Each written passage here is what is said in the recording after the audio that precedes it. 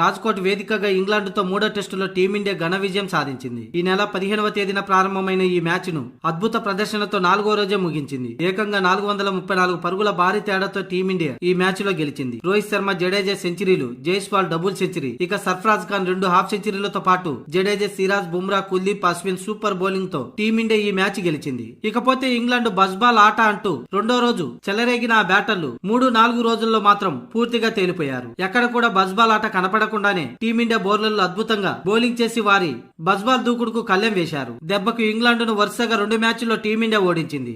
ఇది ఇలా ఉంటే రెండో ఇన్నింగ్స్ లో డిక్లేర్ చేసే క్రమంలో కాస్త గందరగోళ పరిస్థితులు చోటు చేసుకున్నాయి. జైస్వాల్ డబుల్ సెంచరీకి దగ్గరగా ఉండడంతో అతని డబుల్ సెంచరీ పూర్తి కాగానే రోహిత్ శర్మ ఇన్నింగ్స్ ను డిక్లేర్ చేస్తారని అంతా భావించారు. అప్పటికే టీమిండియా లీడు 500 దాటిపోయింది. చూస్తుండగానే జైస్వాల్ డబుల్ సెంచరీ పూర్తి చేసుకున్నాడు. మరోవైపు సర్ఫరాజ్ ఖాన్ హాఫ్ సెంచరీ పూర్తి చేసుకున్నాడు. 97వ ఓవర్ ముగిసిన తర్వాత 412 పరుగుల వద్ద డ్రింక్స్ బ్రేక్ వచ్చింది. ఇంకేముంది, ఇన్నింగ్స్ డిక్లేర్ అనుకోని సర్ఫరాజ్ ఖాన్, జైస్వాల్ తో పాటు ఇంగ్లాండ్ ఆటగాళ్లు కూడా గ్రౌండ్ నుంచి డ్రెస్సింగ్ రూమ్ వైపు నడిచారు. కానీ డ్రెస్సింగ్ రూమ్ నుంచి రోహిత్ శర్మ కేకలు పెడుతూ ఎవరు డిక్లేర్ ఇచ్చారు, ఎందుకు వస్తున్నారు, పోయి ఆడిపోండి అంటూ జైస్వాల్ సర్ఫరాజ్ పై కేకలు వేశాడు. తాను ఇంకా షూస్ కూడా వేసుకోలేదని, అప్పుడే ఎక్కడికి వస్తున్నారంటూ గట్టిగా అరిచాడు. దాంతో కంగుతున్న సర్ఫరాజ్, జైస్వాల్ వెళ్లి హ్యాపీగా మరికొన్ని పరుగులు చేసుకున్నారు. కానీ ఇంగ్లాండ్ కెప్టెన్ బెన్ స్టోక్స్ మాత్రం అసహనం వ్యక్తం చేశాడు. మ్యాచ్ లో ఊహించని ఈ ఘటనతో అంతా షాక్ అయ్యారు. వెంటనే 98వ ఓవర్ పూర్తయిన తర్వాత 430 పరుగుల వద్ద రోహిత్ శర్మ ఇన్నింగ్స్ ను డిక్లేర్ చేశాడు. ఇక ఆ తర్వాత ఇంగ్లాండ్ ముందు 557 పరుగుల టార్గెట్ ను ఉంచగా ఆ భారీ టార్గెట్ ఛేదించలేక ఇంగ్లాండ్